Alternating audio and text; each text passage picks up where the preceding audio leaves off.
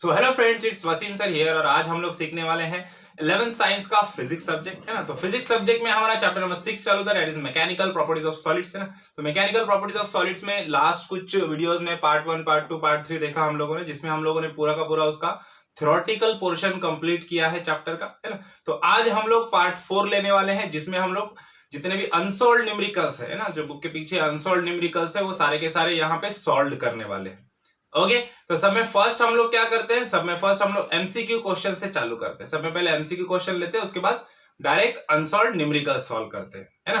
तो देखते हैं एमसीक्यू क्वेश्चन। सब में फर्स्ट क्वेश्चन देखते हैं हम लोग क्या बोल रहा है। देखो प्रॉब्लम का में क्या पूछा है, प्रॉब्लम नंबर 1 देखो क्या बोल रहा है, चेंज इन डायमेंशन है ना इज नोन एज ब्लैंक है। ओके आगे इसके ऑप्शंस दिए हैं, देखो ऑप्शन ए है deformation, option B is formation, option C is contraction and option D is strain, है ना। जैसे कि हम लोग को पता है, थ्योरेटिकल में भी हम लोग ने लिया है, जो change in shape and size क्या होता है, simple it is a deformation, है ना। तो change in shape and size क्या होता है, डिफॉर्मेशन होता है ना। तो इसलिए change in dimension is known as deformation, है ना। तो option A is a correct answer, that is deformation. Okay उसके बाद सेकंड वाला देखते हैं। सेकंड वाला क्या बोल रहा था, point on stress strain curve, है ना, at which strain begins to increase even without increase in stress is called as, है ना।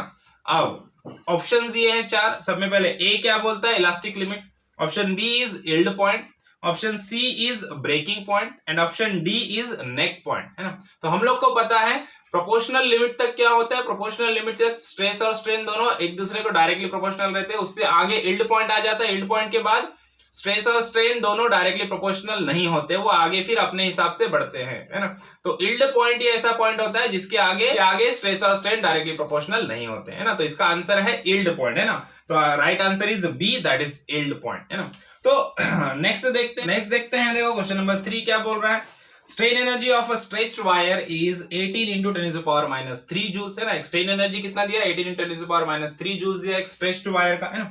And strain energy per unit volume, है ना, ऑफ द सेम वायर, है ना, and same cross section is 6 into 10⁻³ joule per metre cube, है ना। Its volume will be, है ना। ऑप्शन दिया, ऑप्शन ए है 3 centimetre cube, option B 3 metre cube, option C 6 metre cube और option D है 6 सेंटीमीटर क्यूब, है ना। तो अब सब में पहले देखो strain energy, total strain energy कितना दिया है हम लोग को, total strain energy of a stretched wire कितना दिया है, 18 जूल्स, 18 into 10⁻³ है ना, जूल्स दिया है ना। अबे जूल्स मतलब ही क्या होता है, it is nothing but newton metre, है ना। ये पता होना आपको बहुत जरूरी है ना। अब उसके बाद सेकंड क्या बोला है उसने बोला है कि 6 into 10⁻³ देखो 6 into 10⁻³ ये जो स्ट्रेन एनर्जी है सेम वायर की, ये किसके लिए, पर मीटर क्यूब, यूनिट वॉल्यूम के लिए बोला। यूनिट वॉल्यूम मतलब 1 मीटर क्यूब वॉल्यूम, है ना। और इसके यूनिट में भी वो बता रहा है, देखो जूल्स पर मीटर क्यूब बोला उसने ना। तो मतलब 1 मीटर क्यूब वॉल्यूम के लिए, 1 मीटर क्यूब ऑफ वॉल्यूम के लिए स्ट्रेन एनर्जी कितनी है, 6 है ना। स्ट्रेन एनर्जी कितनी है, 6 into 10⁻³ जूल्स है ना। और टोटल वॉल्यूम के लिए कितनी है, टोटल वॉल्यूम के लिए स्ट्रेन एनर्जी हमारी कितनी है, टोटल वॉल्यूम के लिए स्ट्रेन एनर्जी हमारी कितनी है, 18 into 10⁻³ जूल्स है। ये हम लोग को डाटा दिया हुआ है ना। और जूल्स मतलब न्यूटन मीटर में है, मतलब जो दो ऑप्शन है हमारे सेंटीमीटर क्यूब वाले, वो ऑप्शन तो कट हो जाएंगे, है ना। मतलब ए भी नहीं होगा आंसर, सी भी नहीं होगा। अब बचा क्या, ए और डी नहीं होगा, बचा क्या, सी हो सकता है या बी हो सकता है ना। तो अब यहाँ पे देखते हैं हम लोग के कौन सा रहेगा। तो सिंपल से इसके लिए हम लोग एक रेशो ले लेते हैं, है ना। हम लोग बोलेंगे अगर देखो 6 into 10⁻³ strain energy is for 1 metre cube volume, है ना, it is for 1 metre cube volume, है ना। तो 18 into 10⁻³ जूल्स ये टोटल स्ट्रेन एनर्जी है, ये कितने मीटर क्यूब ऑफ वॉल्यूम के लिए है, ये हम लोग को निकालना है सिंपली, है ना। तो ये अननोन है, ये निकालना है। इसको इधर लेके आ जाओ, इसको हम नाम दे देंगे x, है ना। x की वैल्यू निकालना, x मीटर क्यूब की वैल्यू निकालना हम लोग, है ना। तो इसको इधर लेके आ जाओ, 1 से किसी भी चीज को डिवाइड किया तो आंसर वही आता है, आपको पता है ना। x को इधर लेके आ जाओ तो x इज इक्वल टू क्या हो जाएगा, 18 into 10⁻³ ये 6 इधर आ जाएगा, 6 into 10⁻³ -3 गेट कैंसल, है ना। 6 3 18, तो ये आंसर आ गया 3 मीटर क्यूब, है ना। तो 3 metre cube is a correct answer, है ना। ये कौन सा वाला है, 3 metre cube, option number B, है ना। तो option number B is a correct answer, है ना। समझ में आया। अब देखो प्रॉब्लम नंबर 4 देखते हैं हमारा क्या बोल रहा है, dash is the property of a material which enables it to resist plastic deformation, है ना। ये तो तुमको बिना ऑप्शन देखे बोलते आना चाहिए, है ना। क्या होता है जिसमें, क्या होता है, property of material which enable is to resist plastic deformation, plastic deformation. चलो ऑप्शन देख लेते हैं पहले। ए है elasticity, B is plasticity, C is hardness, है ना, और डी इज डक्टिलिटी, है ना। तो हार्डनेस एक प्रॉपर्टी ऐसी है जो प्लास्टिक डिफॉर्मेशन को रेजिस्ट करती है ना इलास्टिसिटी करती है ना प्लास्टिसिटी करती है। प्लास्टिक डिफॉर्मेशन को रेजिस्ट कौन करता है? हार्डनेस रेजिस्ट करता है ना। तो इसका करेक्ट आंसर है option number C, that is hardness, है ना। अब लास्ट वाला देख लेते हैं, क्या बोल रहा है, ability of a material to resist fracturing. देखो फ्रैक्चरिंग वर्ड आया मतलब टफनेस आ गया, है ना। तो देखो to resist fracturing when force is applied to it, है ना, इज कॉल्ड एज, है ना। ऑप्शन दिया सब में पहले, ए टफनेस, बी हार्डनेस, सी इलास्टिसिटी, डी प्लास्टिसिटी, है ना।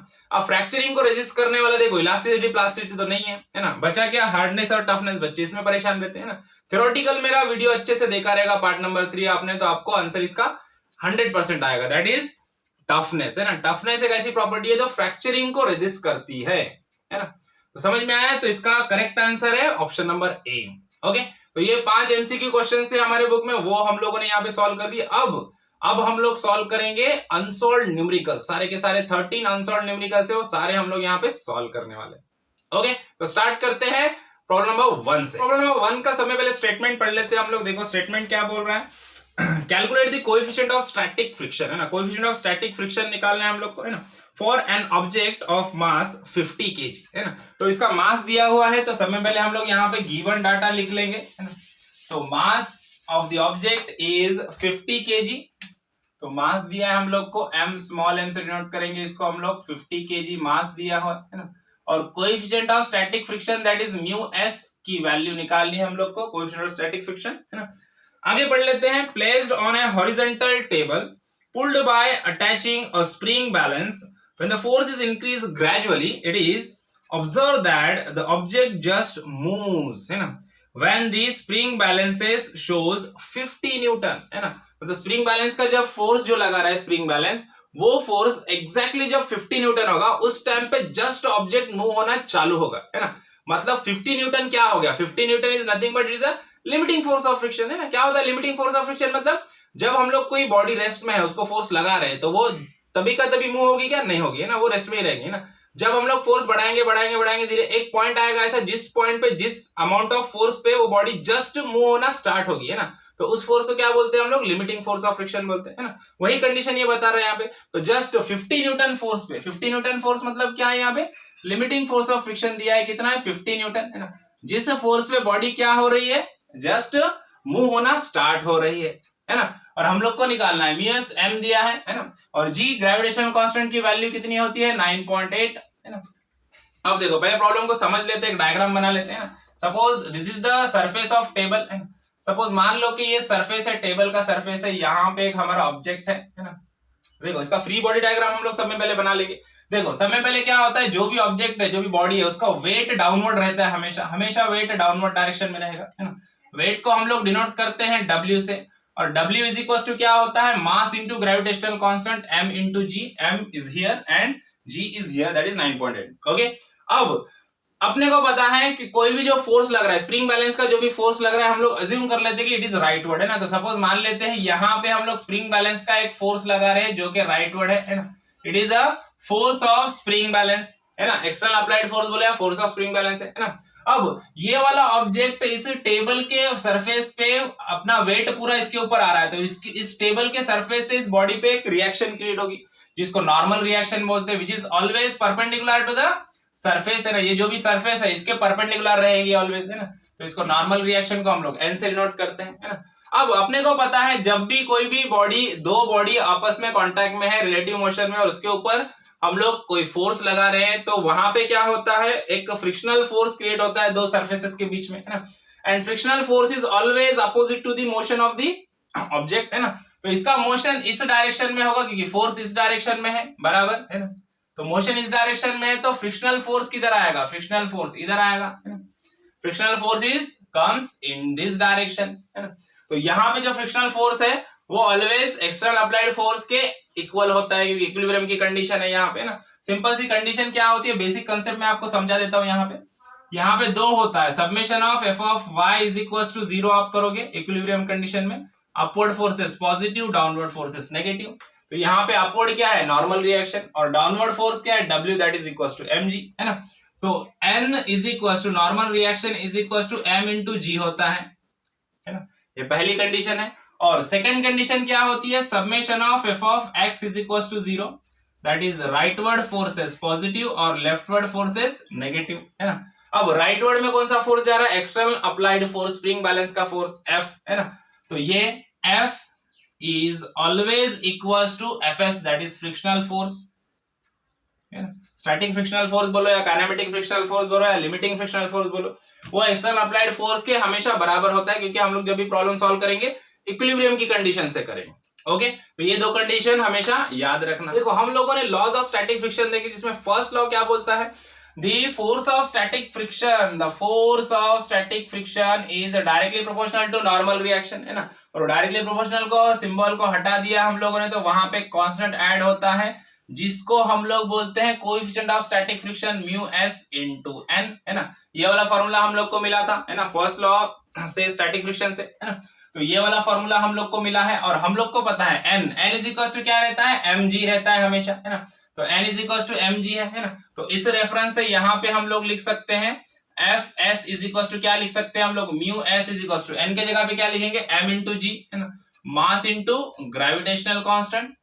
ओके, अब अपने को निकालना है म्यू एस, है ना, कोएफिशिएंट ऑफ स्टैटिक फ्रिक्शन की वैल्यू निकालना है, तो क्या हो जाएगा, Fs divided by m into G, है ना।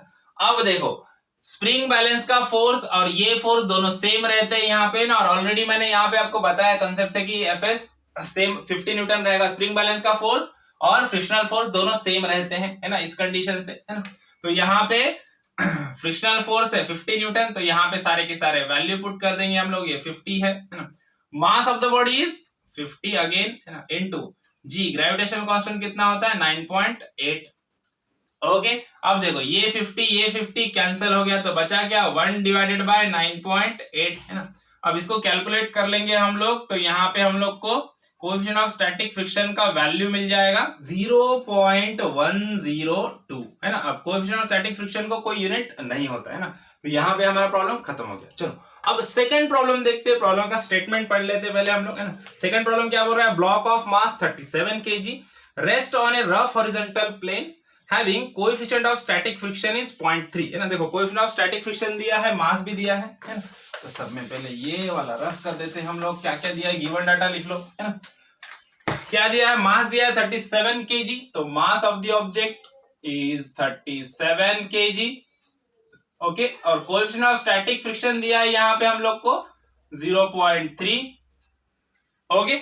आगे पढ़ लेते हैं, क्या बोल रहा है, find the least force required to just move the block horizontally, है ना। तो देखो लीस्ट फोर्स हम लोग को निकालना है, मूव द ब्लॉक हॉरिजॉन्टली मतलब least force when the block is start to move, मतलब हम लोग को लिमिटिंग फोर्स ऑफ फ्रिक्शन निकालना है ना।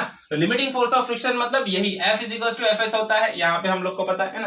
तो F की वैल्यू Fs की वैल्यू निकालना है, मतलब limiting force of static friction की वैल्यू हम लोग को यहाँ पे निकालना है ना। जब ब्लॉक मूविंग हो रहा है ऐसा बोला क्या, नहीं, जब मूविंग होगा तब काइनेटिक फ्रिक्शन आएगा। अब जस्ट मूव होने की वैल्यू निकालना है, मतलब अभी भी बॉडी रेस्ट में ही है, रेस्ट की बात चल रही है ना। तो इसके लिए स्टैटिक फ्रिक्शन आएगा, है ना। तो स्टैटिक फ्रिक्शन में यहाँ पे हम लोग को limiting force of static friction Fs की वैल्यू निकालना है ना। हम लोग को पता है फॉर्मूला क्या है, mu S, Fs is equal to क्या होता है, Fs is equal to mu into N, तो म्यू एस आएगा यहाँ पे स्टैटिक फ्रिक्शन की वजह से, है ना। और n इज इक्वल टू क्या होता है, n is equal to m into G होता है ना।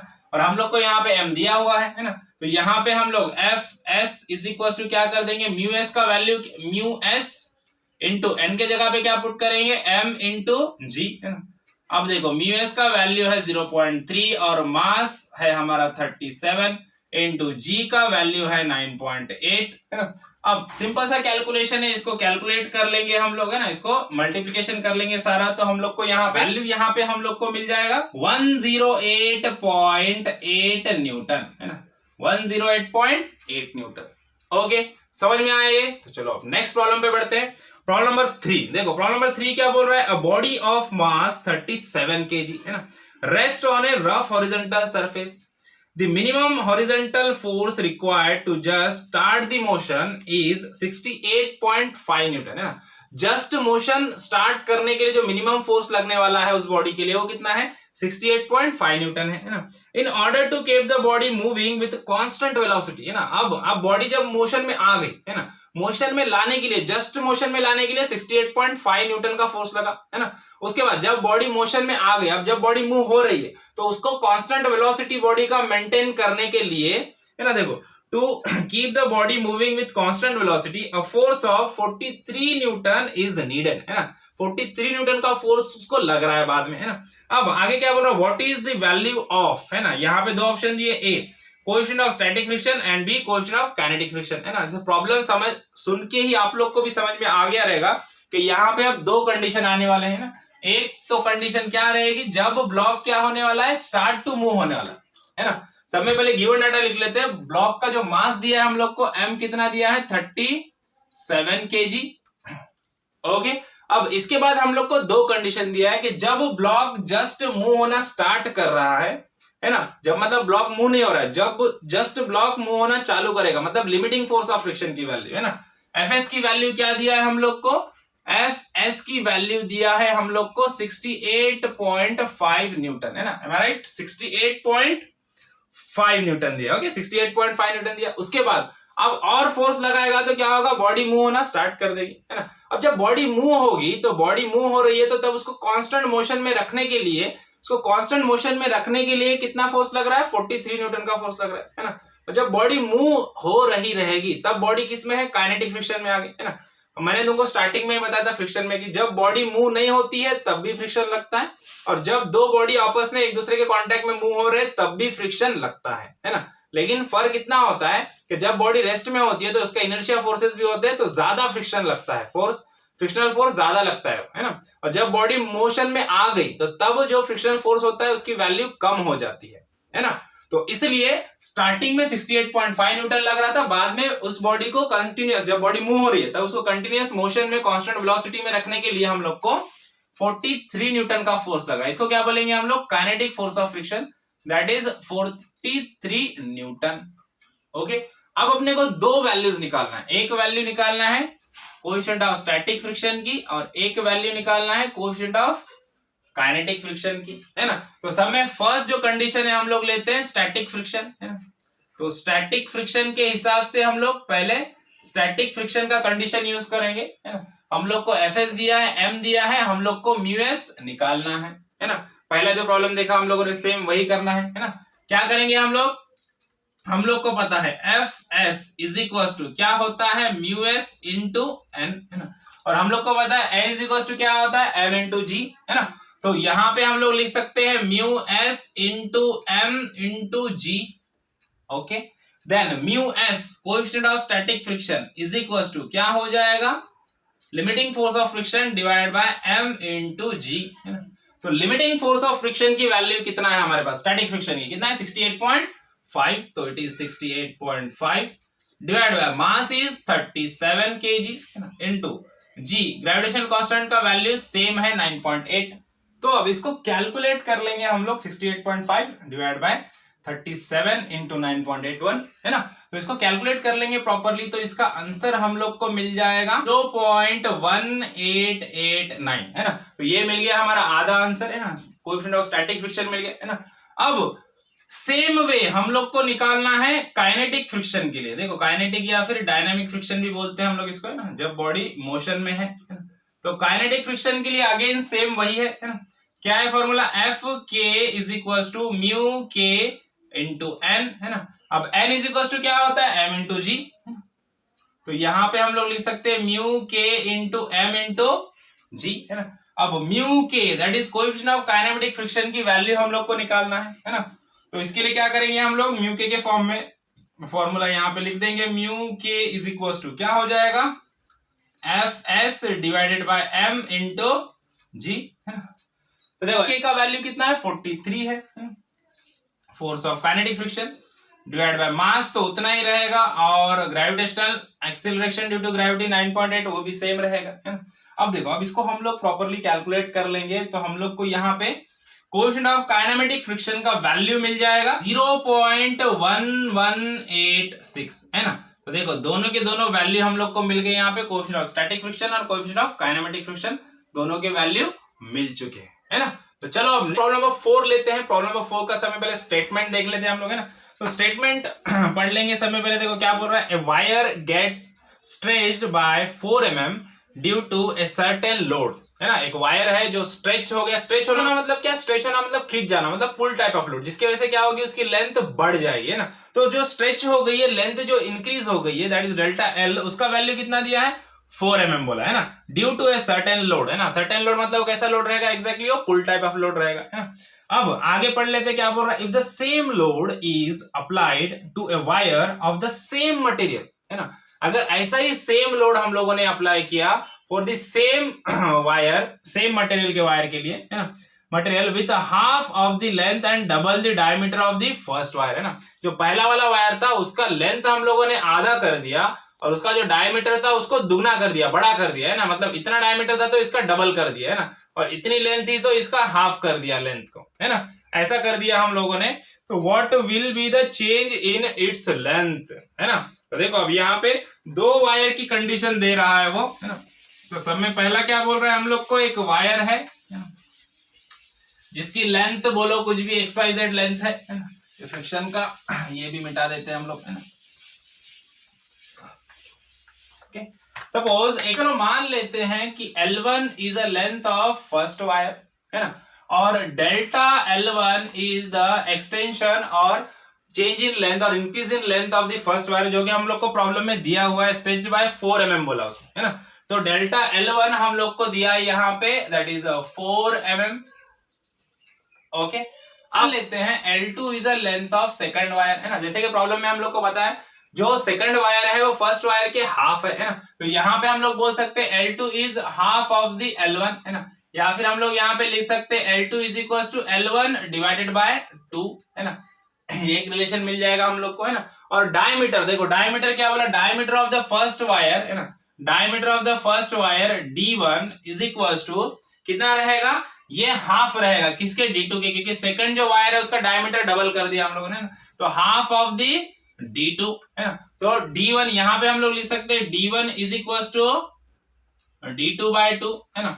या फिर इसको रेडियस के फॉर्म में भी लिख सकते, कैसे लिख सकते हैं हम लोग, R1 is equal to 1/2R2, है ना। ये भी लिख सकते हैं हम लोग, क्योंकि प्रॉब्लम में क्लियरली बोला है सेकंड जो वायर रहेगा उसका डायमीटर डबल रहेगा फर्स्ट वायर से। ओके, अब बढ़ते हैं हम लोग प्रॉब्लम की सॉल्यूशन की तरफ, है ना। तो सबसे पहले हम लोग को पता है Young's modulus of elasticity y का फॉर्मूला क्या है, FL/A इंटू डेल्टा L, है ना। Delta L is change in length, है ना। और एरिया को कैसे लिख सकते हैं हम लोग, अगर सर्कुलर सेक्शन है, सर्कुलर वायर है हमारा, तो एरिया को कैसे लिख सकते हैं हम लोग, FL डिवाइड बाय एरिया का फॉर्मूला क्या होता है, पाई इंटू R स्क्वायर, है ना, इंटू डेल्टा L, है ना। अब यही फॉर्मूले को डेल्टा L के फॉर्म में अगर हम लोग को लिखना है तो डेल्टा L को इधर लेके आ जाओ, delta L is equal to क्या हो जाएगा, FL divided by pi R square, है ना। ये इधर मल्टीप्लिकेशन में जाएगा और ये इधर डिवाइडेशन में आ जाएगा, इधर आ जाएगा y, है ना। या फिर बोल सकते हैं यंग्स मॉडुलस ऑफ इलास्टिसिटी, है ना।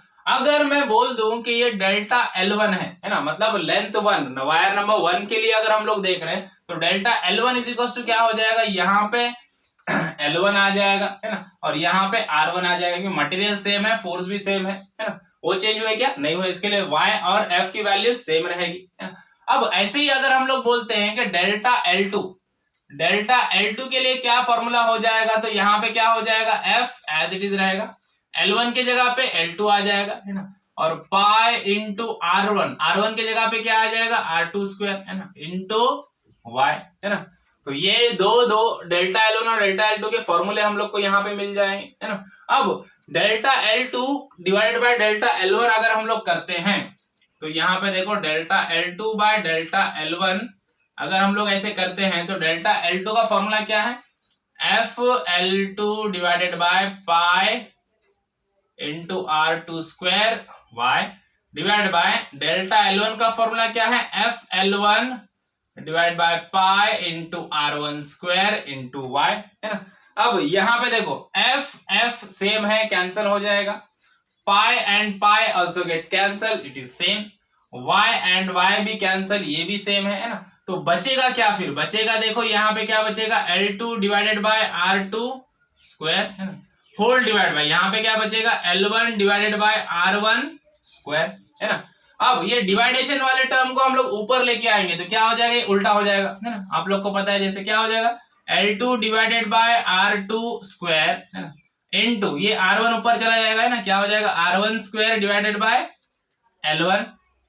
ओके, अब इसको और हम लोग ऑर्गेनाइज्ड फॉर्म में लिखेंगे। ऑर्गेनाइज्ड फॉर्म मतलब L1 L2 L1 को एक साइड में ले लो, R1 R2 को एक साइड में ले लो, तो क्या हो जाएगा, देखो यहाँ पे L2 डिवाइडेड बाय L1 है ना, इनटू अब ये R1 इधर आ गया और ये R2 इधर आ गया है ना। देखो R1 का भी स्क्वायर है, R2 का भी स्क्वायर है, तो हम लोग ऐसे लिख सकते हैं R1 बाय R2 का होल स्क्वायर, ऐसे लिख सकते हैं हम लोग, लिख सकते हैं R1 बाय R2 का होल स्क्वायर लिख सकते हैं। ओके, अब यहाँ पे L2 इज इक्वल टू क्या है, L2 का वैल्यू क्या है यहाँ पे, L2 is equal to L1 bye 2 है ना। तो यहाँ पे हम लोग लिख सकते हैं, यहाँ पे नीचे लिख देता हूं मैं, delta L2 divide by delta L1 is equal to L2 की जगह पे क्या लिख सकते हैं हम लोग, जगह पे लिख सकते हैं हम लोग L1 डिवाइडेड बाय 2 है ना, होल डिवाइड बाय क्या है, L1 है यहाँ पे है ना, तो इसको एज इट इज लिख दो। ओके, अब उसके बाद इनटू देखो R1 के जगह पे क्या है, R1 is equal to 1 by 2 R2 है ना। तो यहाँ पे हम लोग लिख सकते हैं R1 is equal to R2 bye 2 है ना, तो R2 डिवाइडेड बाय 2 है ना, whole divided by R2। Okay, और इसका होल स्क्वायर। अब देखो, अब यहाँ पे L1 और L1 कैंसिल हो जाएगा और ये R2 और R2 कैंसिल हो जाएगा है ना। तो फिर बचेगा क्या, बचेगा सिंपल यहाँ पे 1 बाय 2 इंटू यहाँ पे भी क्या बचेगा, ये 1 और 2, देखो यहाँ पे कुछ नहीं मतलब 1 बाय 2 का ये होल स्क्वायर बच जाएगा है ना। तो देखो अब 1 बाय 2 तो एज इट इज रहेगा, और 1 बाय 2 का होल स्क्वायर मतलब 1 का स्क्वायर तो 1 ही रहता है ना, और 2 का स्क्वायर क्या हो जाता है, 4 हो जाता है, तो 1 बाय 4 हो जाएगा, 1 बाय 2 इंटू 1 बाय 4 है ना। अभी देखो 2 4 से क्या होता है, 8 होता है, तो यहाँ पे आंसर क्या आ जाएगा, 1 बाय 8। ओके, तो यहाँ पे delta L2 by delta L1 is equal to क्या मिल गया हम लोग को, 1 बाय 8 मिल गया है ना। तो अब यहां से हम लोग ऐसे बोल सकते हैं, क्या बोल सकते हैं हम लोग, यहाँ पे ऊपर का मिटा देते हैं हम लोग देखो क्या लिख सकते हैं हम लोग, delta L2 divided by delta L1 is equal to 1 upon 8। Okay, ये डेल्टा L1 को उधर लेके चले जाओ तो क्या हो जाएगा, delta L2 is equal to delta L1 divided by 8। Okay, अब डेल्टा L1 का वैल्यू हम लोग को प्रॉब्लम में दिया है, कितना है, 4 mm है ना। तो यहाँ पे डेल्टा L1 के जगह पे 4 mm पुट कर दो, डिवाइड बाय 8 है ना। 4 बाय 8 मतलब क्या होता है, 1 बाय 2 है ना। That is delta L2 is equal to 1 by 2 मतलब क्या होता है, 0.5 mm है ना। कितना है, 0.5 mm है, या फिर इसको इंटू 10⁻³ मीटर भी आप लिख सकते हो है ना। समझ में आया प्रॉब्लम ये। चलो नेक्स्ट प्रॉब्लम देखते हैं, प्रॉब्लम का स्टेटमेंट पढ़ लेते हैं पहले, प्रॉब्लम नंबर 5 है ना। तो स्टेटमेंट पढ़ लेते हैं, calculate the work done in stretching a steel wire है ना ऑफ लेंथ 2 मीटर है ना। तो सब में साथ ही साथ हम लोग गिवन डाटा भी लिख देते हैं ना, तो इसको रफ कर देते हैं। लेंथ ऑफ द वायर कितना बोला है, 2 मीटर बोला है, राइट। चलो लेंथ ऑफ द वायर दिया है हम लोग को, L is equal to 2 meter. Okay, अब आगे पढ़ लेते हैं, and the cross sectional area is 0.0225 mm square है ना। तो देखो 0.0225 दिया है, 0.0225 mm स्क्वायर है। डेफिनेटली इसको हम लोग को कन्वर्ट करना पड़ेगा मीटर में। When a load of 100 Newton is slowly applied है ना, 100 न्यूटन का लोड स्लोली अप्लाइड हो रहा है to its free end, Young's modulus of steel is 2 × 10⁻11 newton per metre square है ना। तो देखो क्या क्या दिया है, लोड दिया है हम लोग को, फोर्स दिया है हम लोग को है ना, कितना दिया है, 100 न्यूटन का है ना, और Young's modulus of velocity that is y की वैल्यू दी है हम लोग को, कितना दिया है, 2 × 10⁻11 है ना। तो यहाँ पे लिख देते हैं 2 × 10⁻11 न्यूटन पर मीटर स्क्वायर। सब में पहले क्या करेंगे, सब में पहले इस एरिया को हम लोग क्या करेंगे, कन्वर्ट कर लेंगे मीटर स्क्वायर में, क्योंकि mm में है ना। तो ये कितना है, 0.0225, देखो 0.0225 mm स्क्वायर है ना। अब हम लोग को पता है mm से मीटर का क्या कन्वर्जन होता है ना, mm is less than the meter है ना। 1000 mm का 1 मीटर होता है, 1000 में 3 0 मतलब 10⁻³ है ना। तो देखो यहाँ पे 1 mm इज इक्वल टू क्या होता है 10⁻³ मीटर होता है, तो 10⁻³ ये मीटर का कन्वर्जन हो गया है ना। लेकिन यहाँ पे क्या है mm का स्क्वायर है ना। अब mm के स्क्वायर को मीटर के स्क्वायर में करने के लिए ये mm 10⁻³ किया तो mm का मीटर में हो गया है ना। अब इसका स्क्वायर है तो यहाँ पे इसका भी स्क्वायर लगा दो है ना। अपने को पता है स्क्वायर के उसमें स्क्वायर रहेगा तो क्या होता है यहाँ पे मल्टीप्लिकेशन हो जाएगा है ना। तो यहाँ पे क्या हो जाएगा 0.0225 है ना। अब देखो 3 2 क्या होता है 6 है ना, तो क्या हो जाएगा इंटू 10⁻⁻6 है ना। अब ये हो गया मीटर स्क्वायर में आ गया, एरिया हमारा मीटर स्क्वायर में आ गया है ना। लेकिन ये जो वैल्यू है 0.0225 में है ना, अगर हम लोग इसको 2.25 में कर देंगे तो क्या हो जाएगा, कैलकुलेशन के लिए आगे हम लोग को इजी हो जाएगा है ना। तो अब देखो ये यहाँ पे 0 तो 1 2 डिजिट अगर हम लोग इसको राइट में सरकाते हैं तो यहाँ पे 10⁻⁻² हम लोग को बढ़ा देना पड़ेगा है ना। तो हम लोग एरिया को इस तरह से लिख सकते हैं 2.25 इंटू देखो 10⁻⁻6 था, 2 डिजिट दे लिया तो इसमें और 2 ऐड हो जाएगा है ना, मतलब -2 -6 क्या हो जाएगा -8 हो जाएगा, -8 मीटर स्क्वायर। ऐसा क्यों किया हम लोगों ने, ताकि कैलकुलेशन में आगे हम लोग को इजी हो जाए है ना। डायरेक्ट ये भी रख के करोगे आगे तो भी चलेगा। ओके अब इसको कन्वर्ट कर दिया। अब सब में इंपॉर्टेंट हम लोग को निकालने के लिए क्या बोला है, निकालने के लिए बोला है वर्क डन है ना। अब work done in stretching steel wire always is equal to क्या रहता है, strain energy stored in the wire है ना। कोई एक वायर है उसके ऊपर लोड लगा दिया, एक साइड से फिक्स है, तो वो उसमें जो भी वर्क डन होगा वो वर्क डन किसके बराबर होता है, स्ट्रेन एनर्जी के बराबर होता है जो उसके अंदर स्टोर की गई है ना। तो work done is equal to strain energy है ना। और स्ट्रेन एनर्जी का फॉर्मूला क्या होता है, half of load into deflection बोलो या एक्सटेंशन बोलो है ना।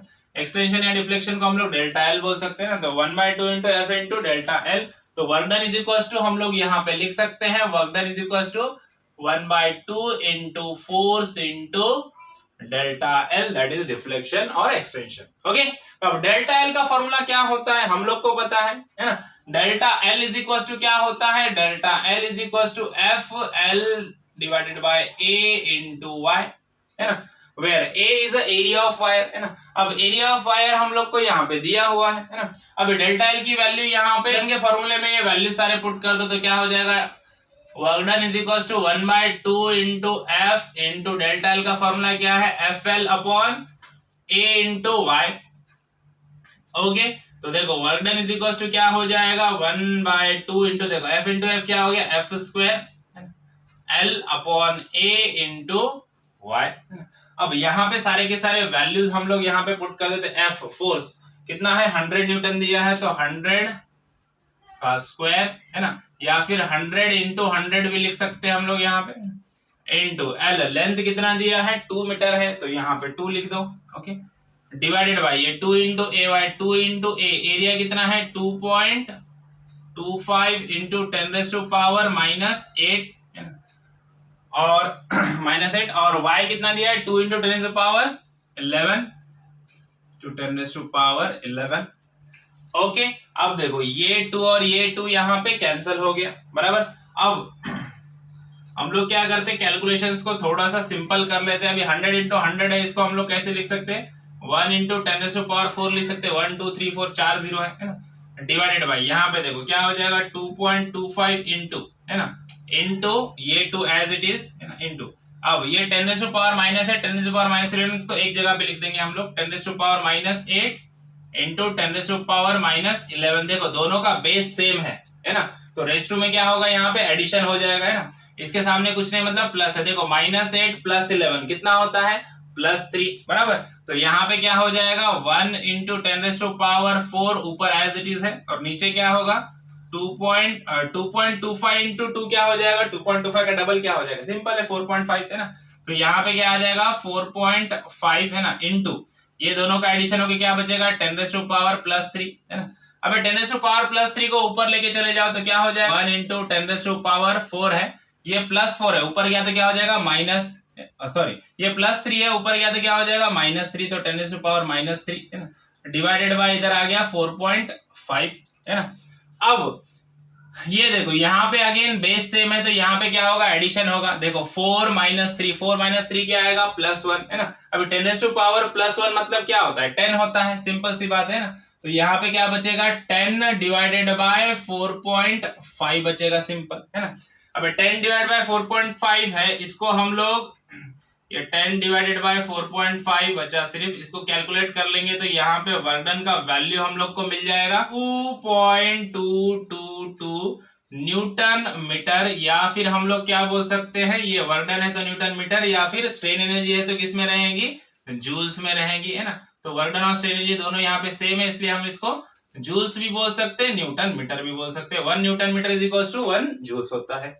ओके, समझ में आया प्रॉब्लम। अब चलो अब बढ़ते हैं नेक्स्ट प्रॉब्लम की तरफ, दैट इज प्रॉब्लम नंबर 6। तो सबसे पहले प्रॉब्लम का स्टेटमेंट पढ़ लेते। देखो प्रॉब्लम क्या बोल रहा है, a solid metal sphere of volume 0.31 meter cube है ना is dropped in an ocean है ना where water pressure is 2 into 10 to the power 7 Newton per meter square है ना।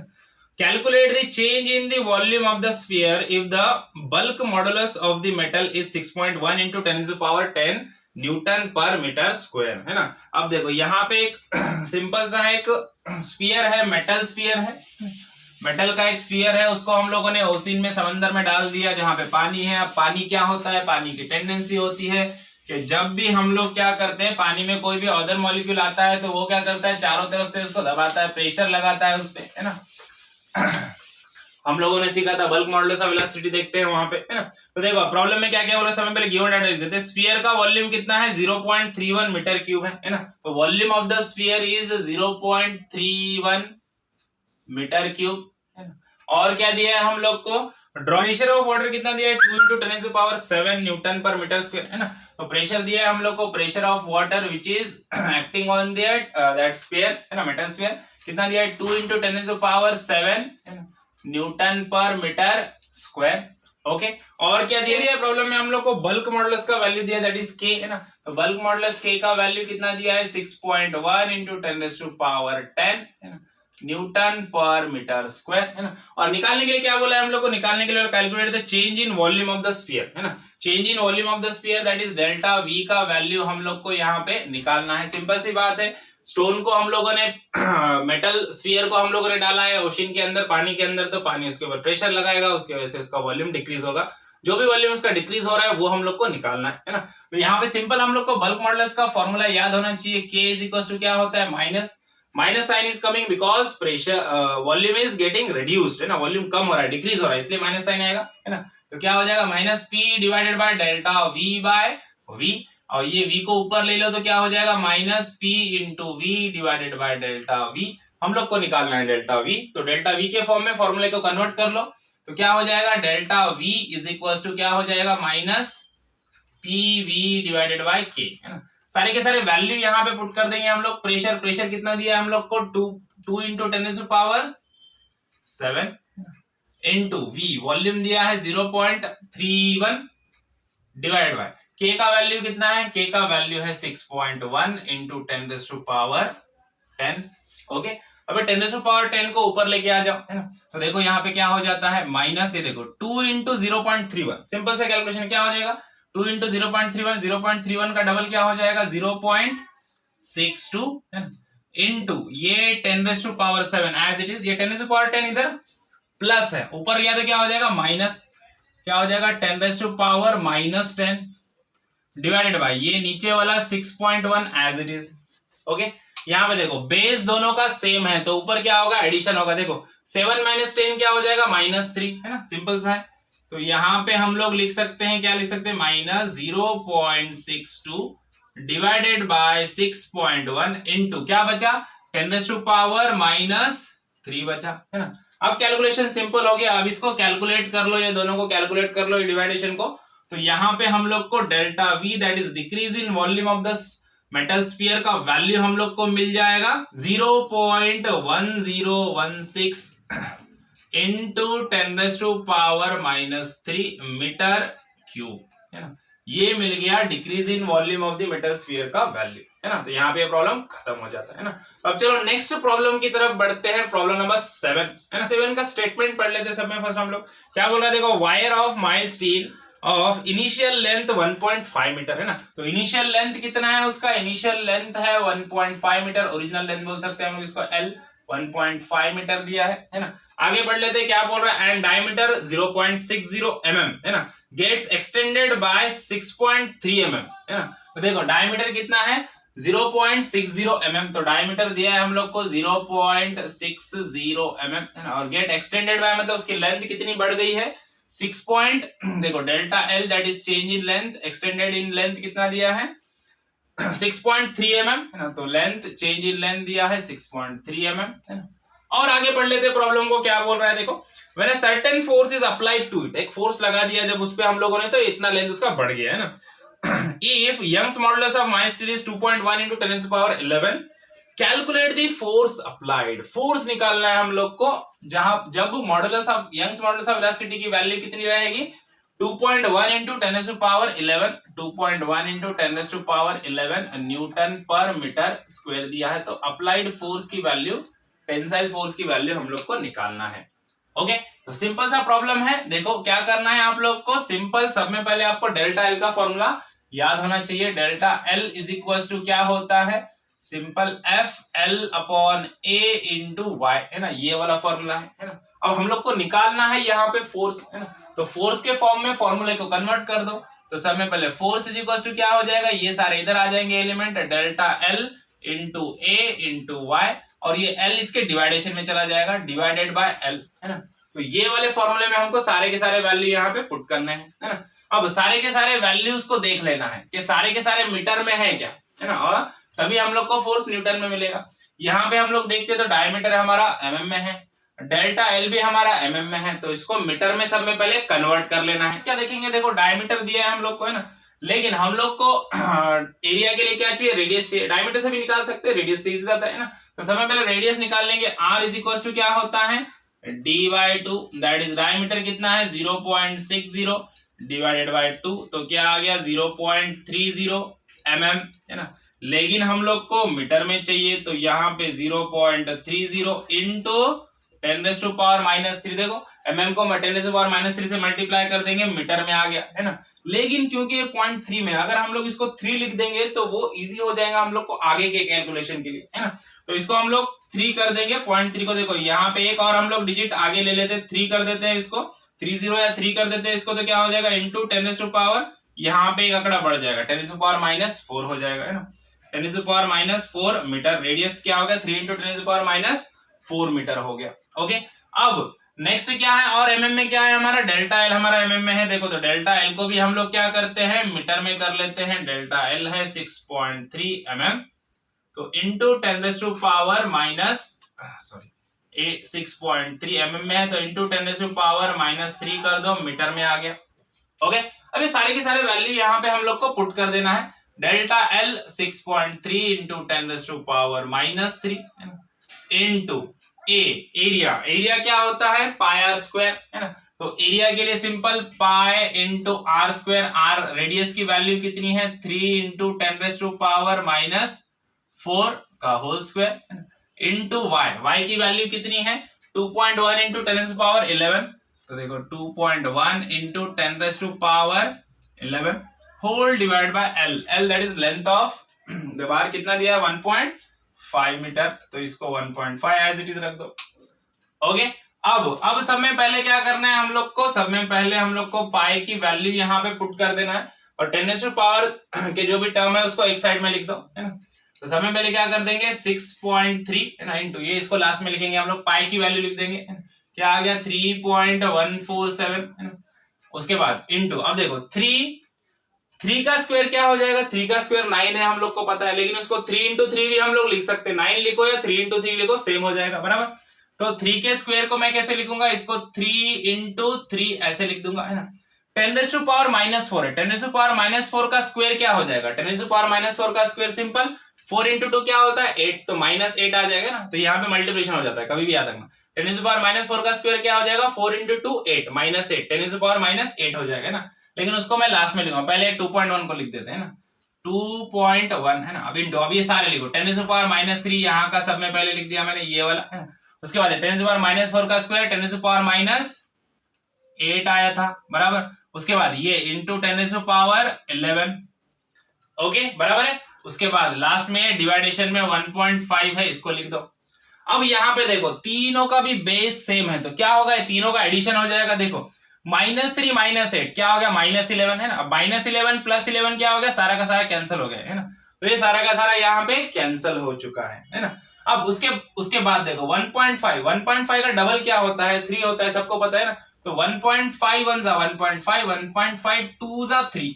ओके, अब इसको सिंप्लीफाई कैलकुलेशन में सिंप्लीफाई करके लिखेंगे हम लोग, कैलकुलेशन में इजी हो जाए। देखो क्या करना है, 6.3 इंटू, अब ये 3.147 इसको एज इट इज लिख दो। अब देखो ये 1.5 2 3 हो गया था, तो 2 इंटू 3 क्या हो जाएगा, 6 हो जाएगा। तो यहाँ पे 6 लिख दो इंटू 2.1 है ना। अब ये सिंप्लीफाइड फॉर्म में आ चुका है। अब इसको आप लोग इजीली कैलकुलेट कर सकते हो है ना। अब इतना ये कैलकुलेशन कर लेंगे हम लोग इजीली, तो हम लोग को यहाँ पे रिक्वायर्ड फोर्स का वैल्यू मिल जाएगा 249.4 which is again some equals to 250 newton, हम लोग इसको बोल सकते हैं। तो required force is about 250 newton. Okay, तो यहाँ पे प्रॉब्लम भी हमारा खत्म हो जाता है। अब चलो नेक्स्ट प्रॉब्लम की तरफ बढ़ते हैं, प्रॉब्लम नंबर 8। तो प्रॉब्लम का सबसे पहले स्टेटमेंट पढ़ लेते हैं। देखो प्रॉब्लम क्या बोल रहा है, a composite wire is prepared by joining a tungsten wire and steel wire end to end, है ना। दो वायर है, एक टंगस्टन का एक स्टील का है, दोनों को एंड टू एंड ज्वाइन करके कंपोजिट वायर बना दिया गया है ना, दोनों को मिला दिया, कंपोजिट वायर बना दिया है ना। अब आगे क्या बोल रहा है, both the wires are of the same length and the same area of cross section. दोनों वायर का सेम लेंथ है, लेंथ दोनों का सेम है और क्रॉस सेक्शनल एरिया भी दोनों का सेम है ना। तो ये की पॉइंट है हमारा। सब में पहले इसको हम लोग गिवन डाटा इसका लिख देते हैं। प्रॉब्लम में सब में इंपॉर्टेंट क्या होता है, गिवन डाटा है ना। तो गिवन डाटा सब में पहले इसका लिख देते हैं हम लोग। तो देखो प्रॉब्लम नंबर 8, यहाँ पे गिवन डाटा लिख देते हैं हम लोग। देखो length of tungsten wire is equal to length of steel wire है ना। Area of cross section of tungsten wire is equal to area of cross section of steel wire है ना। इतना बोला है हम लोग को है ना। अब आगे पढ़ लेते, देखो क्या बोल रहा है, if this composite wire is suspended to a rigid support and force is applied to its free end है ना। अब वो जो कंपोजिट वायर है उसको हम लोगों ने एक एंड उसका फिक्स कर दिया और दूसरे एंड पे उसके लोड लगा दिए, तो ऑब्वियसली उसका एक्सटेंशन हो जाएगा, चेंज इन लेंथ, उसका लेंथ बढ़ जाएगा ना, लेंथ इंक्रीज हो जाएगा। तो वो जो चेंज इन लेंथ वो जो हो गया, इंक्रीज इन लेंथ जो हम लोग को मिल गया, वो कितना मिला, 3.25 mm है ना। अभी 3.25 mm जो लेंथ मिला है डेल्टा एल जिसको हम लोग बोलेंगे, वो कितना मिला है, 3.25 mm मिला है ना। लेकिन ये जो डेल्टा एल है ये दोनों का मिला के है, टंगस्टन वायर का भी और स्टील वायर का भी, दोनों का मिला के इतना बढ़ गया 3.25 mm है ना। बट इंडिविजुअली किसका कितना बड़ा हम लोग को पता है क्या, नहीं पता है, वही हम लोग को निकालना है। देखो आगे वही पूछा है हम लोग, calculate the increase in length of the tungsten wire and steel wire separately. देखो अब यहाँ पे ये दोनों का मिला के, ये डेल्टा एल मतलब क्या है, ये टोटल डेल्टा एल है। Total delta L is equal to nothing but delta L of steel plus delta L of tungsten and total value of this is 3.25 mm है ना। ये सब में इंपॉर्टेंट है ना, ये आप लोग को पता होना चाहिए है ना। अब दूसरी एक चीज ये है कि देखो इस प्रॉब्लम में हम लोग को जो इंपॉर्टेंट गिवन डाटा जिसकी जरूरत हम लोग को पड़ेगी, that is Young's modulus of elasticity of steel and Young's modulus of elasticity of tungsten of wire है ना। ये दोनों के यंग्स मॉडुलस की वैल्यू हम लोग को चाहिए जो प्रॉब्लम में नहीं दी है, तो इसको हम लोग को अज्यूम करना पड़ेगा यहाँ पे, तभी जाके हम लोग ये प्रॉब्लम को सॉल्व कर सकते हैं ना।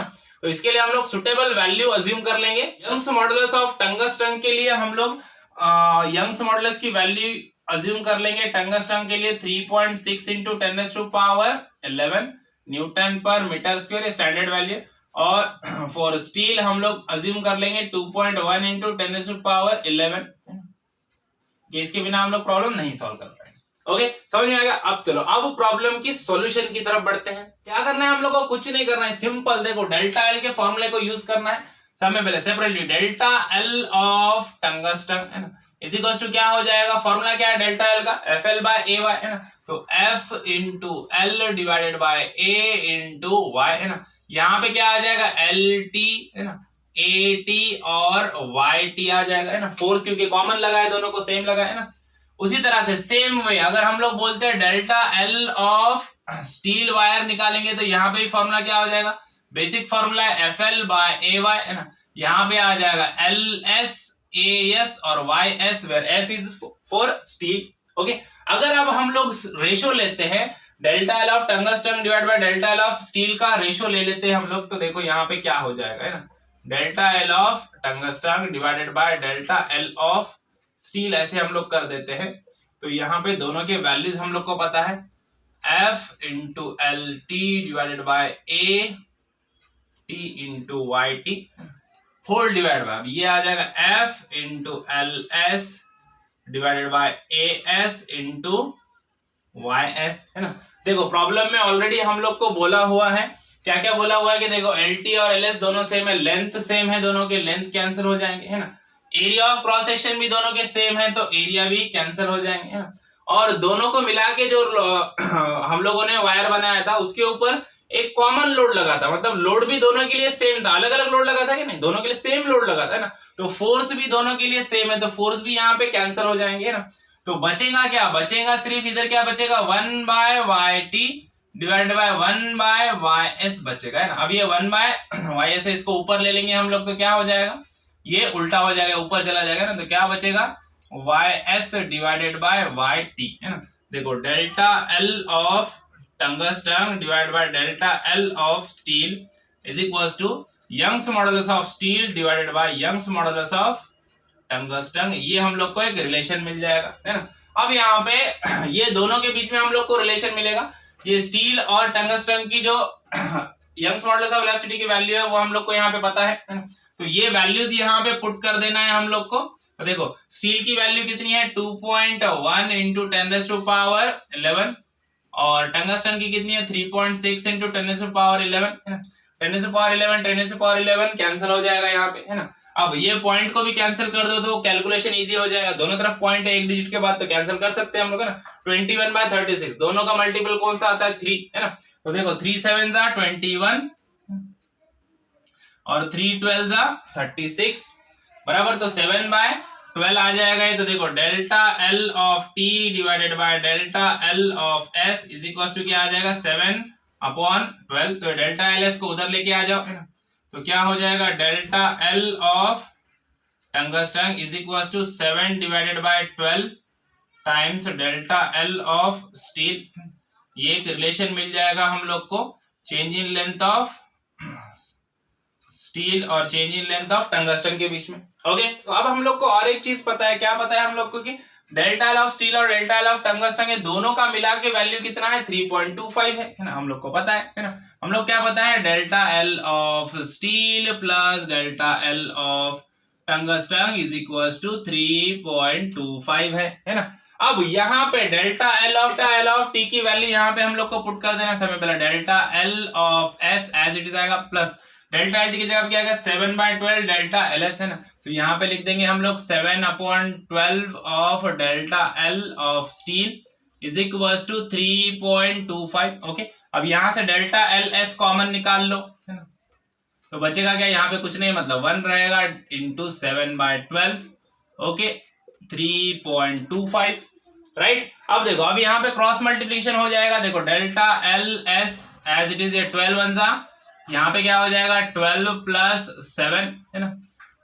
तो डिवाइडेड बाय क्या आ जाएगा ये 12 अगेन, है ना, इज इक्वल टू 3.25, है ना। अब देखो 12 प्लस 7 कितना हो जाएगा, 12 प्लस 7 हो जाएगा 19, तो 19 डिवाइड बाय 12 इंटू 3.25, है ना। तो delta L of steel is equal to क्या हो जाएगा, उधर मल्टीप्लिकेशन में चला जाएगा, है ना।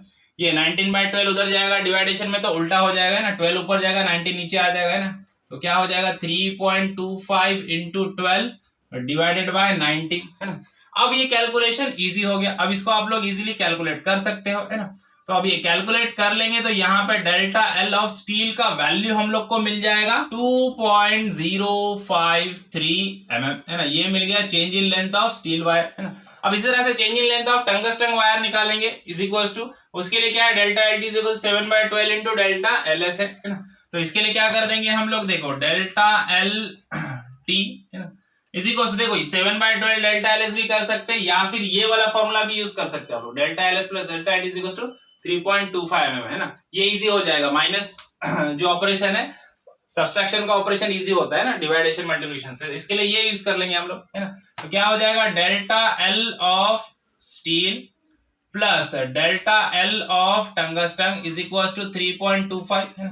तो delta L of tungsten is equal to क्या हो जाएगा 3.25 minus delta L S that is minus 2.053 है ना। तो यहाँ पे डेल्टा एल ऑफ टंगस्टन की वैल्यू हम लोग को मिल जाएगी 1.197 mm है ना।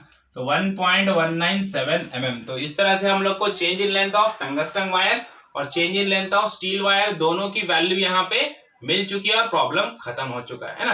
तो चलो अब नेक्स्ट प्रॉब्लम की तरफ बढ़ते हैं, that is problem number 9। Problem number 9 का समय पहले स्टेटमेंट पढ़ लेते हैं हम लोग। देखो क्या बोल रहा है problem.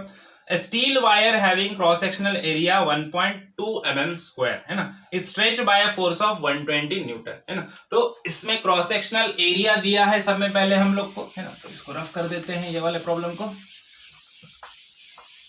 Steel wire having cross sectional area कितना दिया है, क्रॉस सेक्शनल एरिया दिया है हम लोग को 1.2 mm स्क्वायर और फोर्स की वैल्यू दी है कितनी है 120 न्यूटन है ना। स्ट्रेचिंग फोर्स ऑफ 120 न्यूटन बोला है right. If A lateral strain दिया हम लोग को 1.455 mm है ना। तो lateral strain that is EL है ना। लैटरल स्ट्रेन दिया है हम लोग को 1.455 mm है ना।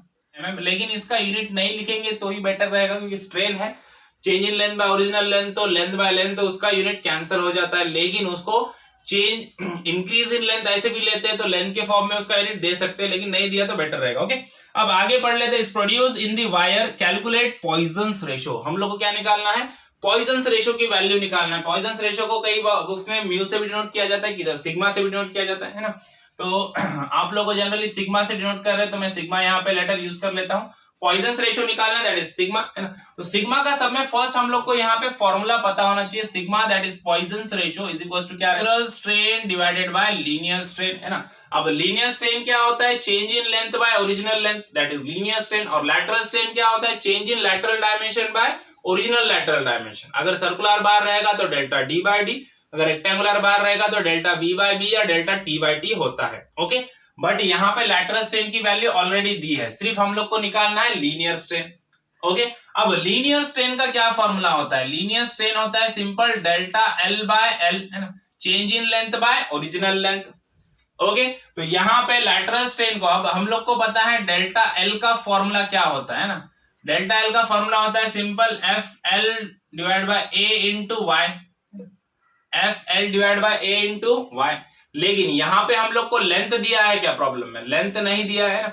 लेकिन हम लोग इस फॉर्मूले से directly delta L by L की वैल्यू निकाल सकते हैं। थोड़ा सा स्मार्ट वे से सोचो इसको है ना। ये एल को इधर लेके आ जाओ ना, एल इधर मल्टीप्लिकेशन में, इधर आया तो क्या हो जाएगा डिवाइडेशन में हो जाएगा। देखो delta L by L is equal to क्या हो जाएगा F divided by A into Y है ना।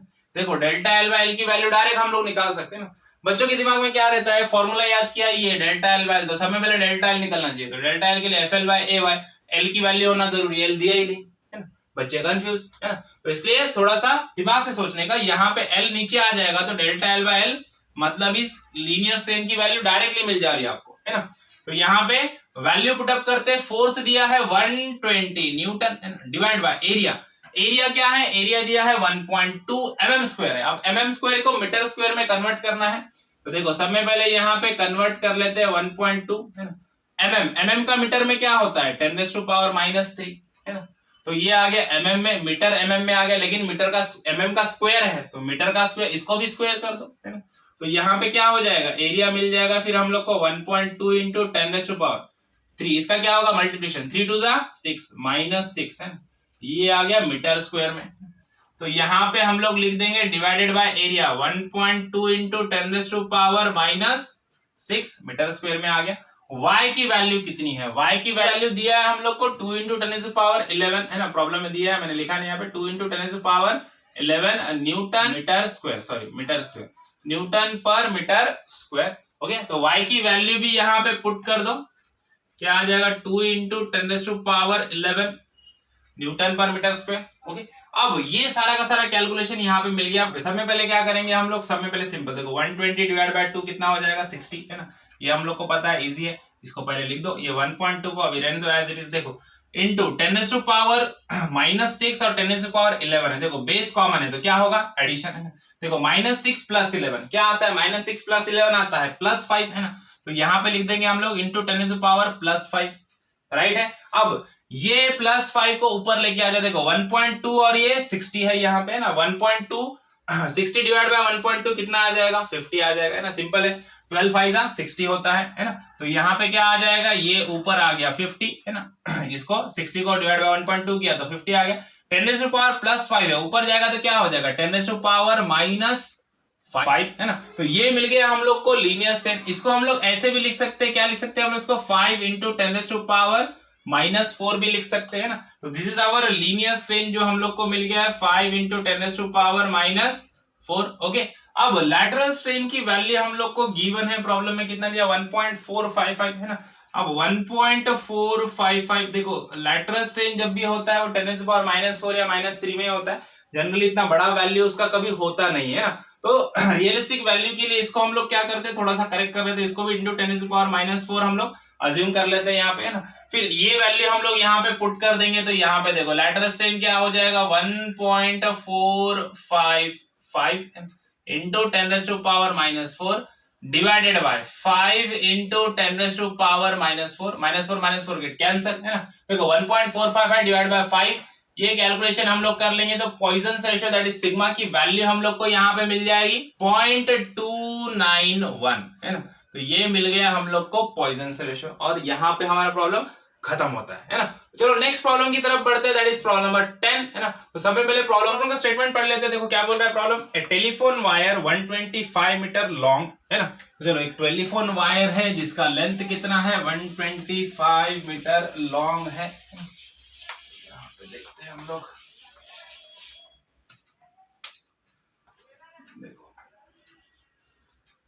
लेंथ ऑफ वायर दिया है 125 मीटर लॉन्ग है ना, लेंथ ऑफ वायर दिया 125 मीटर लॉन्ग। आगे क्या बोल रहा है, एंड 1 mm इन रेडियस है ना। रेडियस कितना है उसका, रेडियस है 1 mm, तो इसको मीटर में कन्वर्ट कर लो 1 × 10⁻³ मीटर।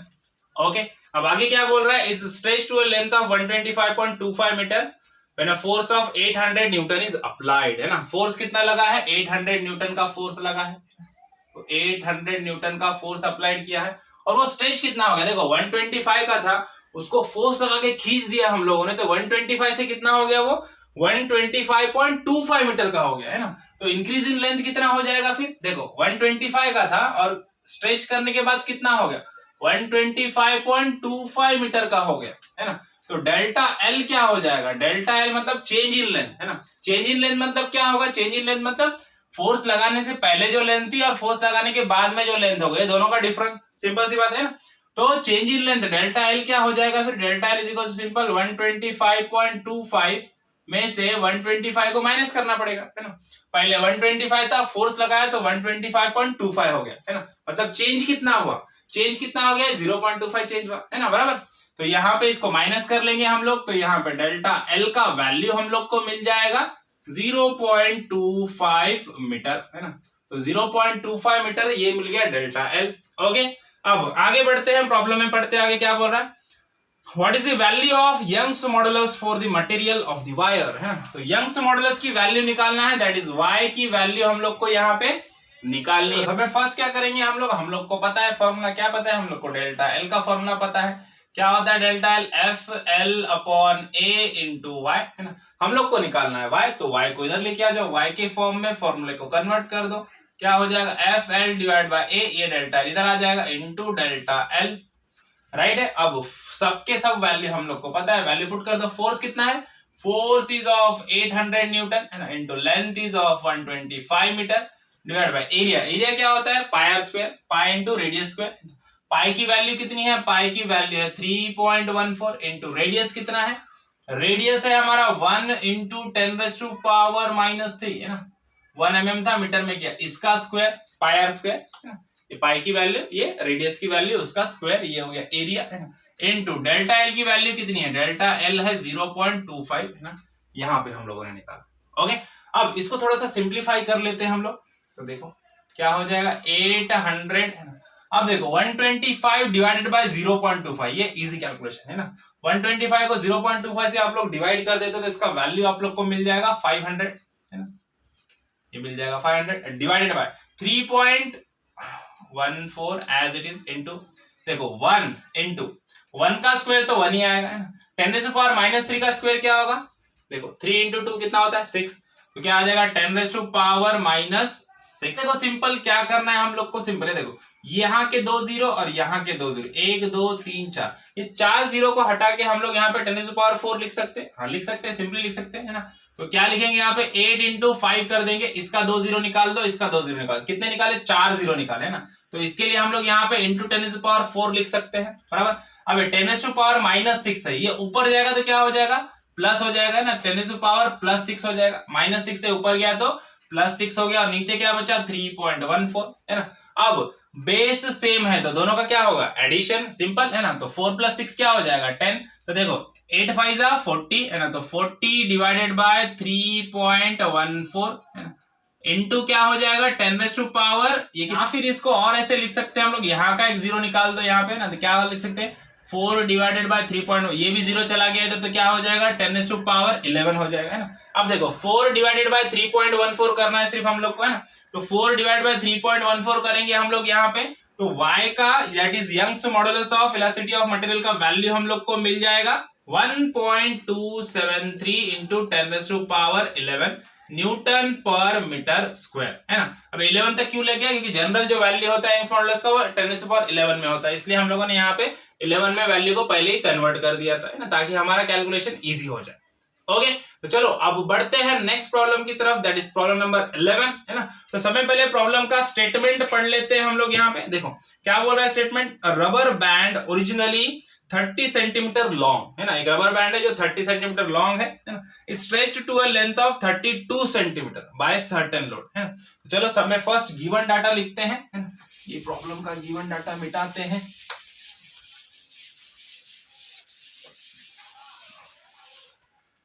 देखो प्रॉब्लम नंबर 11 क्या बोल रहा है, a rubber band whose length is how much, it's length is 30 centimetre, 30 centimetre की लेंथ है इसकी, 30 सेंटीमीटर है ना, सेंटीमीटर को मीटर में कन्वर्ट कर लो, समय पहले इसको ऐसे ही लिखते बाद में कन्वर्ट करेंगे। इसका लेंथ 30 सेंटीमीटर है, 30 सेंटीमीटर मतलब क्या हो जाएगा 30 इंटू 10⁻⁻2 मीटर, सेंटीमीटर से मीटर का कन्वर्जन -2 है, 100 centimetre is equal to 1 metre होता है। ओके, अब उसके बाद क्या दिया है स्ट्रेच, इसको हम लोगों ने क्या किया, इसको स्ट्रेच कर दिया तो इसका लेंथ कितना हो गया 32 सेंटीमीटर हो गया, है ना। सेम वैसे ही प्रॉब्लम है हमारा लास्ट प्रॉब्लम जैसा, पहले उसका लेंथ 30 सेंटीमीटर था, उसको फोर्स लगाया खींचा उसको रबर बैंड को तो वो 32 सेंटीमीटर का हो गया, है ना। मतलब चेंज इन लेंथ क्या हो जाएगा डेल्टा एल, मतलब क्या डेल्टा एल मतलब ओरिजिनल लेंथ 30 थी, बाद में खींच दिया तो 32 हो गया, मतलब दोनों का डिफरेंस मतलब 32 - 30, है ना, तो कितना मिल गया 2 सेंटीमीटर, है ना।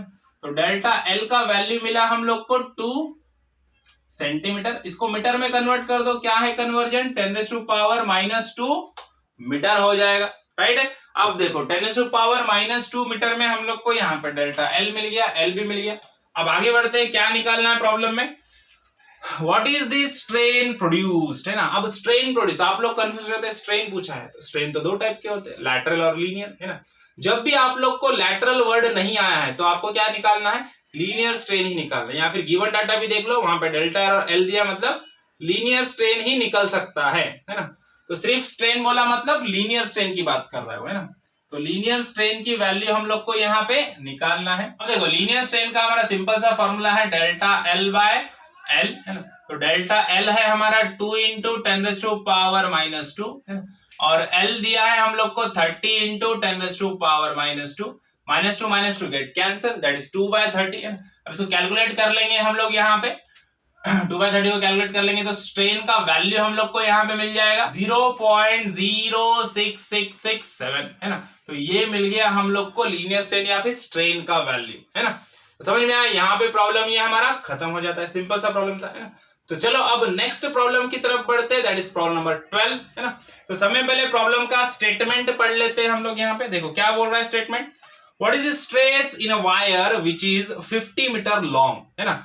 व्हाट इज द स्ट्रेस मतलब स्ट्रेस हम लोग को यहाँ पे निकालना है, वायर है जिसका स्ट्रेस हम लोग को यहाँ पे निकालना है, तो स्ट्रेस को जनरली हम लोग सिग्मा लेटर से ही यूज करते हैं, तो यहाँ पे सिग्मा लिख देता हूं मैं। तो स्ट्रेस निकालना है हम लोग को, और क्या दिया है हम लोग को, what is the stress in a wire which is 50 metre long and 0.01 centimetre in cross sectional area, है ना। तो 50 मीटर लॉन्ग, तो लेंथ दिया है 50 मीटर, और क्रॉस सेक्शनल एरिया दिया है, क्रॉस सेक्शनल एरिया कितना दिया है हम लोग को, 0.01 सेंटीमीटर स्क्वायर बोला है। देखो अब यहाँ पे 0.01 सेंटीमीटर स्क्वायर है। सब में पहले सेंटीमीटर को मीटर में कन्वर्जन क्या है, 10⁻⁻², सेंटीमीटर से मीटर में आ गया, लेकिन यहाँ पे स्क्वायर है तो इसका भी स्क्वायर कर दो, तो क्या हो जाएगा 0.01 इंटू 2 2 जा 4, तो 10⁻⁻4 ये आ गया मीटर स्क्वायर में, राइट है। अब आगे पढ़ लेते हैं हम लोग। If the wire bears a load of 100 kg, है ना, तो लोड कितना लग रहा है, 100 kg का लग रहा है ना, तो force that is load is equal to 100 kg, है ना। तो लोड को सब में पहले हम लोग को न्यूटन में कन्वर्ट करना पड़ेगा, है ना, क्योंकि फोर्स केजी में नहीं न्यूटन में चाहिए हम लोग को, है ना।